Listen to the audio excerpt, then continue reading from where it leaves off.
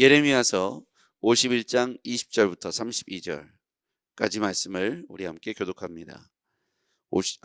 예레미야 51장 20절. 여호와께서 이르시되 너는 나의 철퇴 곧 무기라.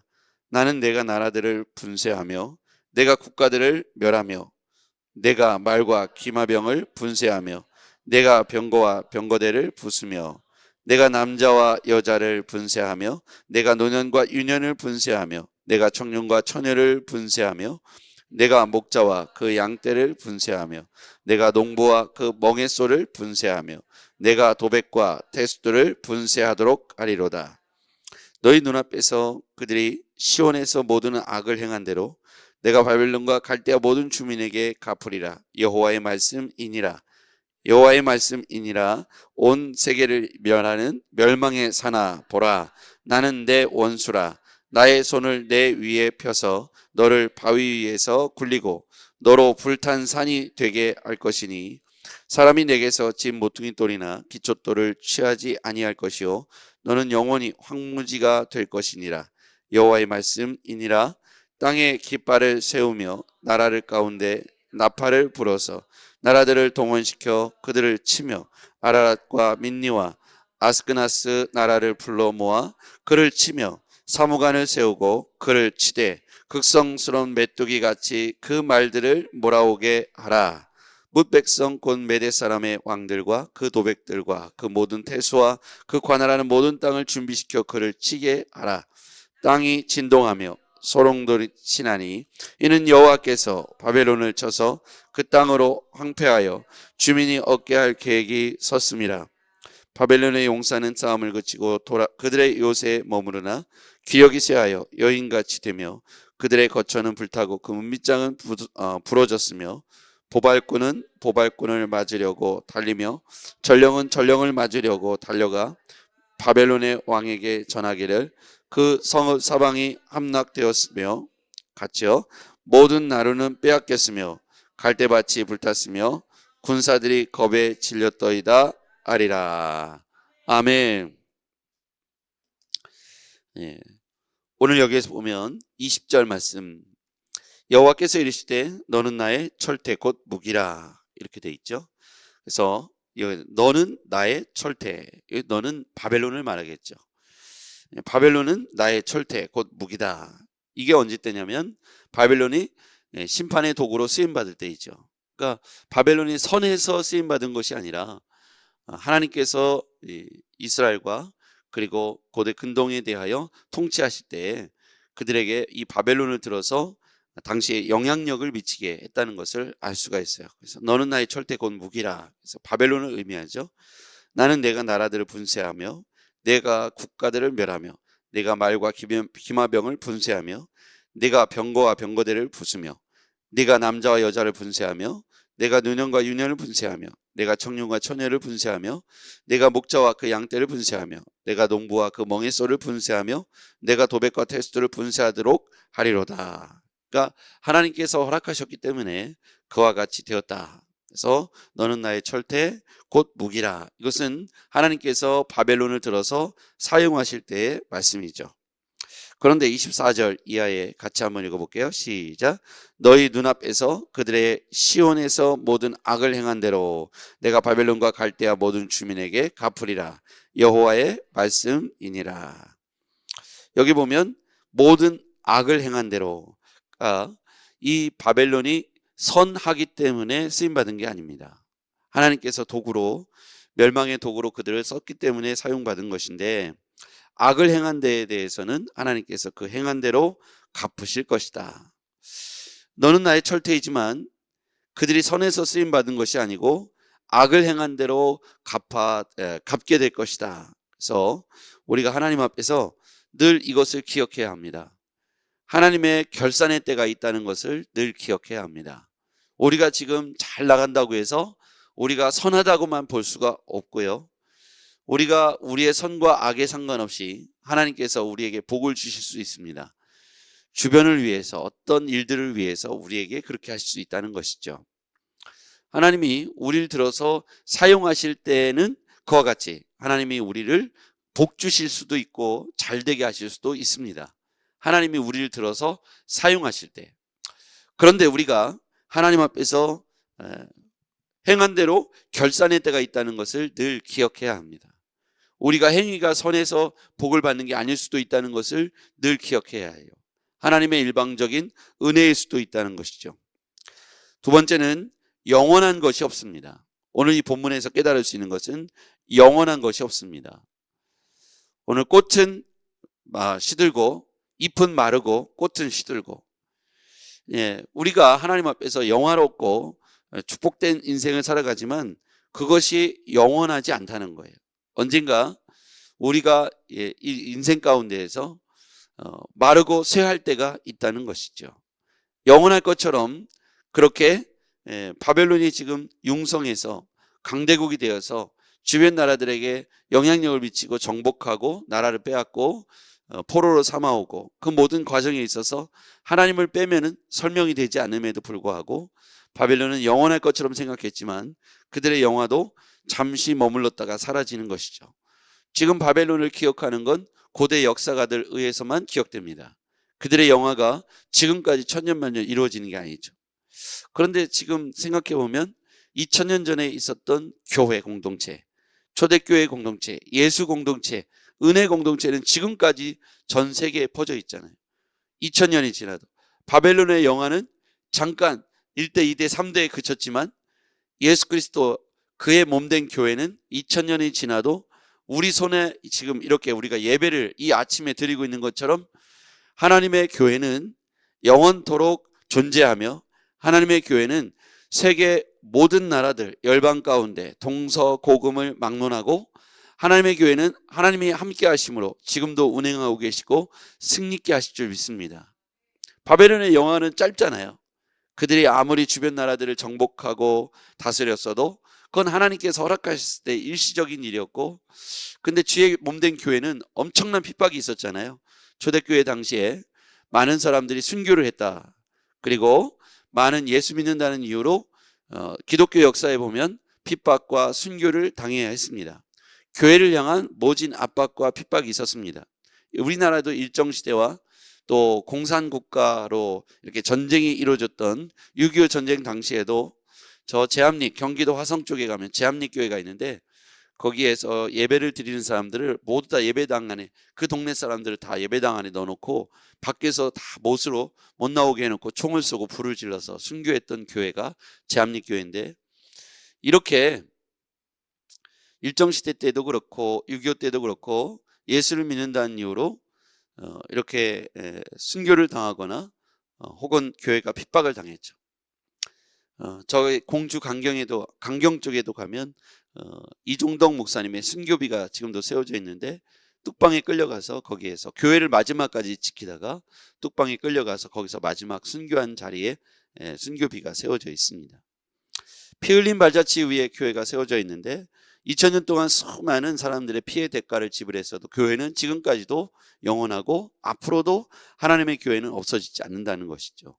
잠깐의 영화는 이렇게 순식간에 사라지고 기억되지 않는데 하나님의 몸된 교회, 살아계신 하나님, 지금도 2000년 전에 역사하셨던 예수님의 능력과 그 이름이 2000년이 지난 이 시점에도 예수님을 부르고 우리가 기도하고 있지 않습니까?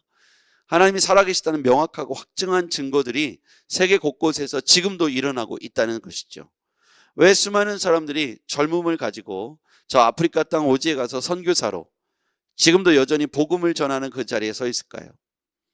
지금도 저 북한 땅에 쪽복음을 들고 몰래 신앙을 유지하고 저 중국 땅에서도 공안들의 눈을 피해서 몰래 침례를 주고 아직도 여전히 함께 모여서 예배하는 지하 비밀교회가 존재한다는 것이죠. 왜 그렇게 그들이 고통과 두려움 속에서도 여전히 2000년 전의 그 예수를 여전히 신뢰하고 예배할 수 있을까요? 잠깐 머무는 영원하지 않은 것에 우리의 마음과 목숨을 두고 있지 않고 영원하시며 지금도 살아계신 하나님 앞에 우리의 생각과 마음을 두고 있기 때문입니다. 저는 이것이 은혜인 줄 믿습니다. 썩어져 가는 것은 세상의 영화예요. 1대, 2대, 3대 바벨론의 영화가 길지 못했습니다. 그런데 하나님 나라의 백성들은 영원한 하나님 말씀 지금도 살아계시며 세계 열방 가운데에서 여전히 지금도 역사하고 계시는 그 하나님의 이름을 우리가 부를 수 있다는 것, 그건 복인 줄 믿습니다. 자, 그 이후에도 볼게요. 25절 여호와의 말씀이니라. 온 세계를 멸하는 멸망의 사나 보라. 나는 내 원수라. 여기 보면 나는 내 원수라. 너는 나의 철퇴 곧 무기라. 나는 내 원수라. 이게 바로 바벨론과의 관계를 말하는데요. 오늘 하나님께서 바벨론에 대해서 원수라고 표현을 합니다. 하나님이 썼던 도구이지만 시온에서 행한 악을 행한 대로 갚아주실 것이다. 그러면서 29절에 이렇게 계획을 세우셨어요. 29절 시작. 땅이 진동하며 소용돌이 치나니 이는 여호와께서 바벨론을 쳐서 그 땅으로 황폐하여 주민이 없게 할 계획이 섰습니다. 아멘. 하나님께서 바벨론을 쳐서 그 땅으로 황폐하여 주민이 없게 할 계획이 섰다. 이렇게 표현하고 있습니다. 그러니까 하나님 앞에서의 우리의 삶을 늘 주목하여 돌아봐야 돼요. 하나님이 어떤 계획을 가지고 하나님이 우리를 어떻게 이끌어 가시는가에 대해서 하나님의 의도와 뜻을 잘 기억할 필요가 있습니다. 자, 그러면 바벨론이라는 나라가 하나님의 이 계획을 느꼈고 알고 있었더라면 어땠을까? 그 영화가 좀 더 길지 않았을까요? 겸손하여 하나님이 자기들을 이렇게 이끌어가고 있다는 사실을 기억하고 알았더라면 조금 더 오래 하나님 앞에서 복을 누렸을 텐데, 그럼 이걸 우리 현재 삶으로 한번 대입해 보자고요. 여러분이 지금 현재 안정감을 누리거나 어떤 일에 있어서 감사의 제목들이 있다면 더욱 하나님을 생각하고 겸손하시고 낮은 자리에서 주님과의 관계를 멀어지지 않도록 잘 유지하시기 바랍니다.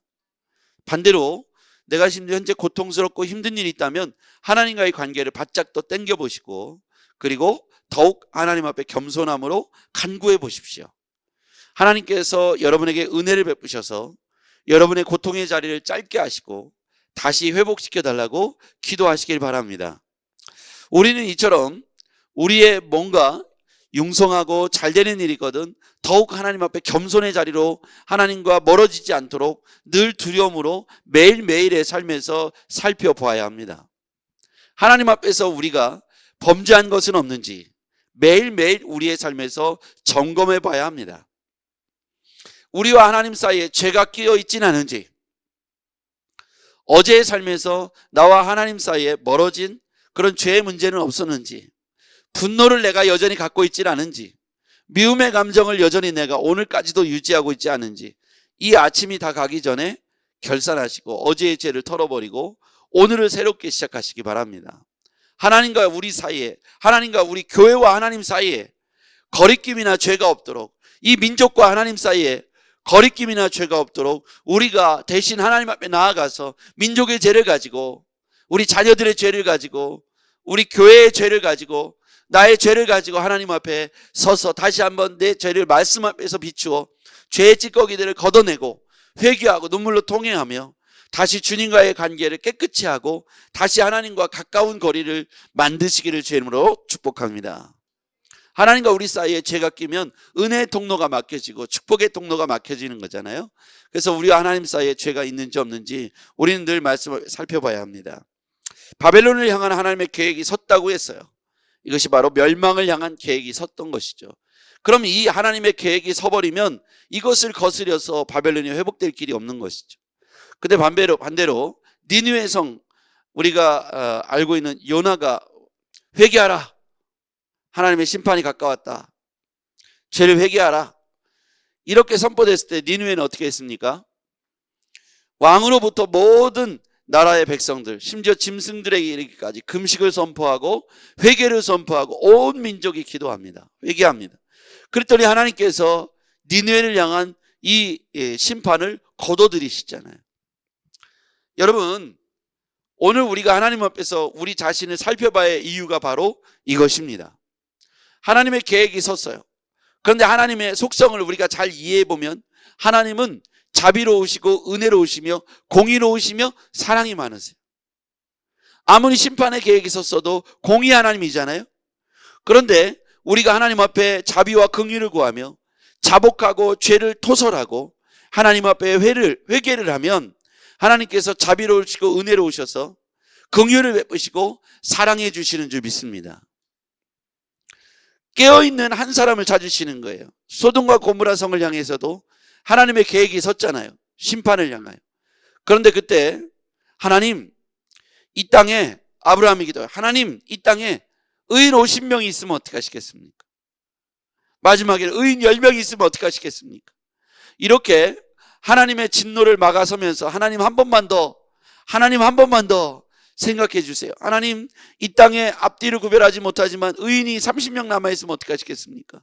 하나님, 의인이 20명 있으면 어떻게 하시겠습니까?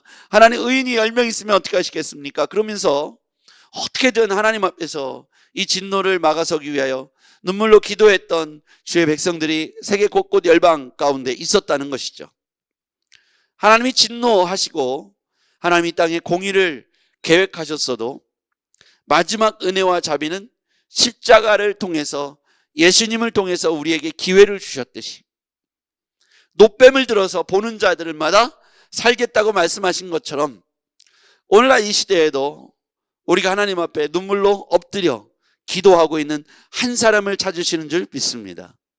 바벨론에 철저한 심판 계획이 있었다 할지라도 바벨론에 하나님 앞에서 하나님 다시 한번 은혜와 긍휼을 베풀어 달라고 기도할 수 있었던 주의 백성들이 있었다면 바벨론이 멸망했을까요? 저는 우리 교회가, 여러분과 우리 자신들이 지금 기도할 때라고 믿습니다.